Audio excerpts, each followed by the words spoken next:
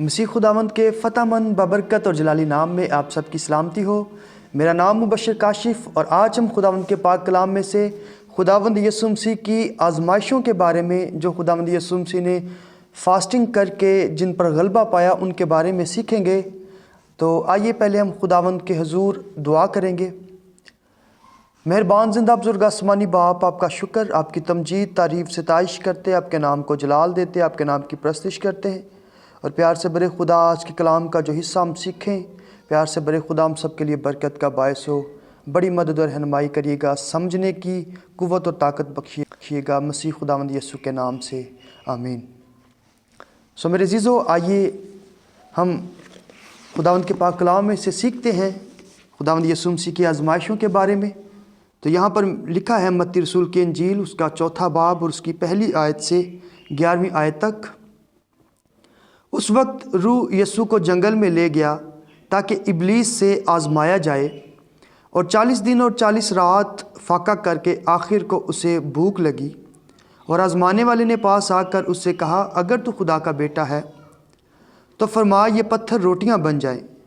उसने जवाब में कहा, लिखा है कि आदमी सिर्फ रोटी ही से जीता ना रहेगा, बल्कि हर बात से जो खुदा के मुंह से निकलती है। तब इब्लीस उसे मुकद्दस शहर में ले गया और हैकल के कुंगरे पर खड़ा करके उससे कहा कि अगर तू खुदा का बेटा है तो अपने तई नीचे गिरा दे, क्योंकि लिखा है कि वो तेरी बाबत अपने फरिश्तों को हुक्म देगा और वो तुझे हाथों पर उठा लेंगे, ऐसा न हो कि तेरे पाँव को पत्थर से ठेस लगे। यीशु ने उससे कहा, यह भी लिखा है कि तू खुदावंद अपने खुदा की आजमाइश ना कर। फिर इब्लीस उसे एक बहुत ऊंचे पहाड़ पर ले गया और दुनिया की सब सल्तनतें और उनकी शान व शौकत उसे दिखाई, और उससे कहा, अगर तू झुक कर मुझे सिजदा करे तो ये सब कुछ तुझे दे दूँगा। यीशु ने उससे कहा, ऐ शैतान, दूर हो, क्योंकि लिखा है कि तू खुदावंद अपने खुदा को सिजदा कर और सिर्फ उसी की इबादत कर। तब इब्लीस उसके पास से चला गया और देखो, फरिश्ते आकर उसकी खिदमत करने लगे। खुदावंद के पाक कलाम का पढ़ा और सुना जाना हम सब के लिए बरकत का बायस हो, आमीन।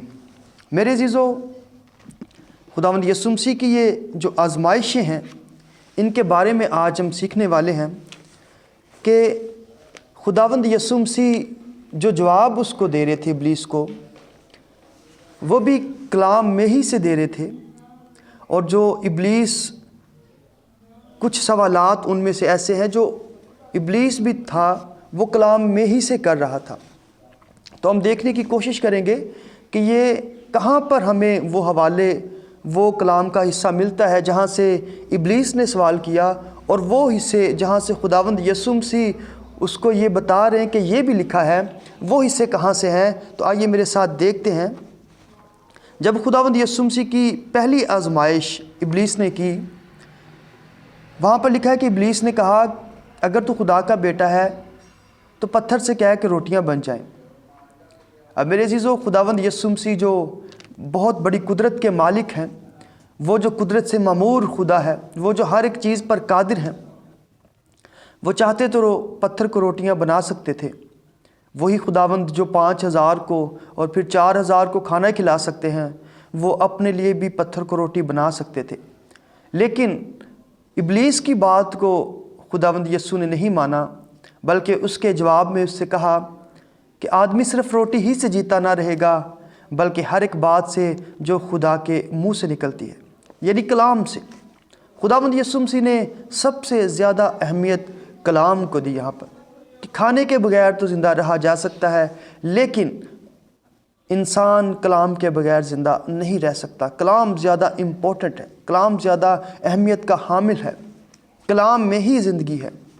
और ये खुदावंद यीशु मसीह ने जवाब उसको कहाँ से दिया।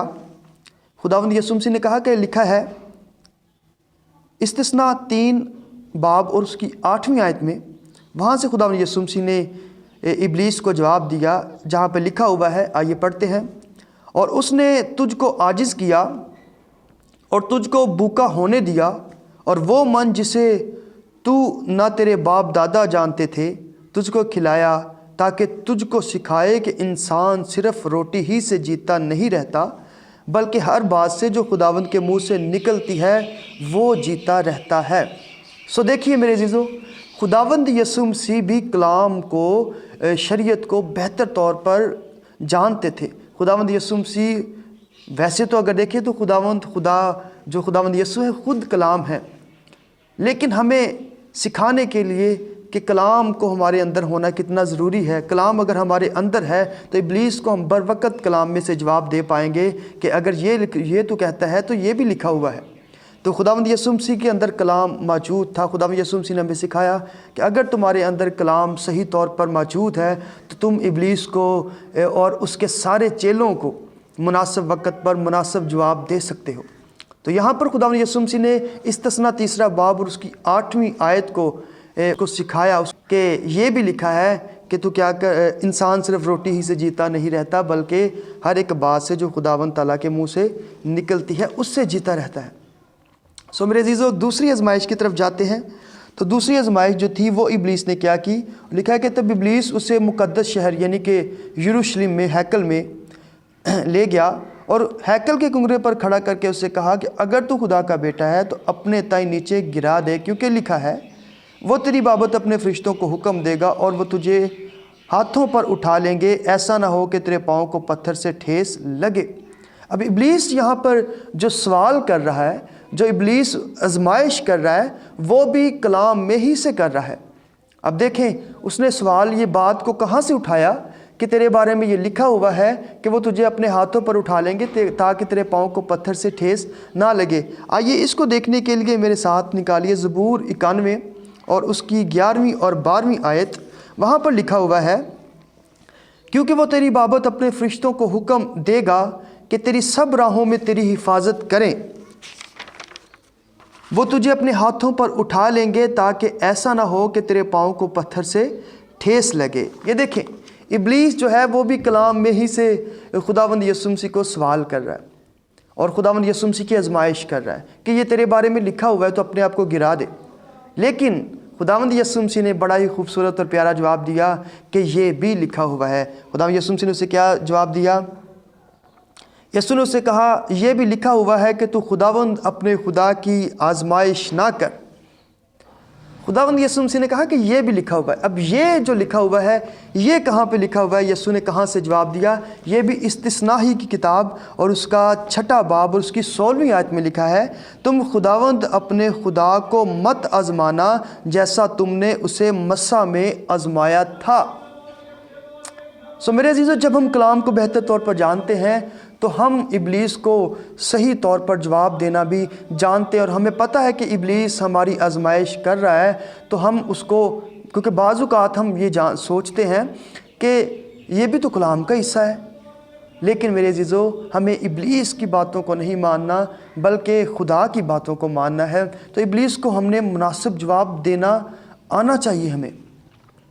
آگے تیسری آزمائش کے بارے میں دیکھتے ہیں کہ ابلیس نے کون سی آزمائش کی۔ لکھا کہ پھر ابلیس اسے ایک بہت اونچے پہاڑ پر لے گیا اور دنیا کی سب سلطنتیں اور ان کی شان و شوکت اسے دکھائی اور اس سے کہا اگر تو جھک کر مجھے سجدہ کرے تو یہ سب کچھ میں تجھے دے دوں گا۔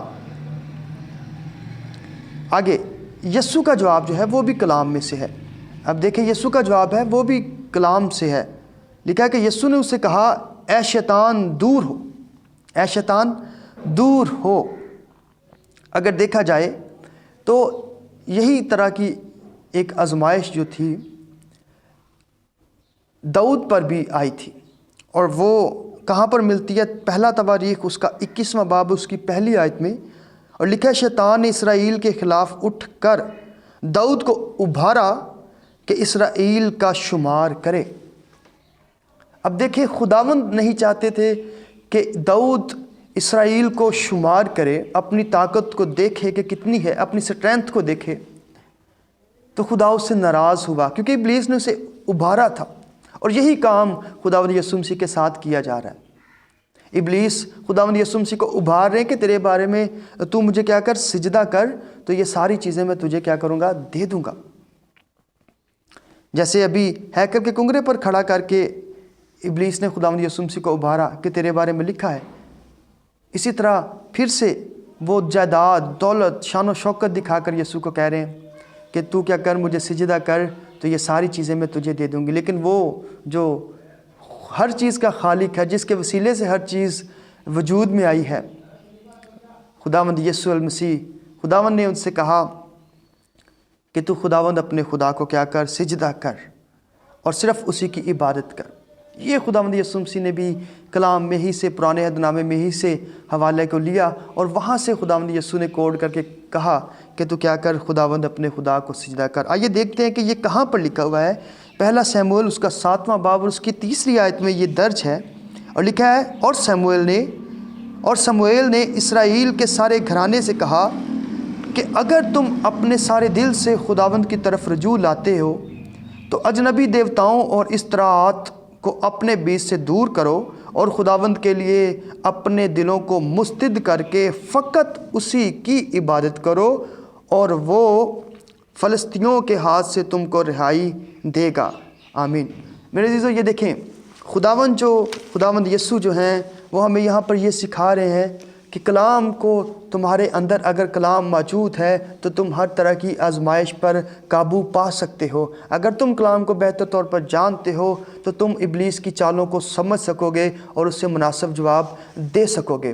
اب ان ساری آزمائشوں سے اگر ہم پر آتی ہیں، یہ ہماری زندگی کے ساتھ ریلیٹ کرتی ہیں، کیونکہ یہ ہمارے پیٹ کے یعنی کہ کھانے پینے کے معاملات کے ساتھ جڑی ہوئی، یہ ہمیں ابھارنے کے تعلق سے کہ جو بلا وجہ ابلیس ہمیں ہوا دیتا ہے، ہمیں غرور تکبر پیدا کرتا ہے اور ہمیں کلام سے ہی پھسلا لیتا ہے۔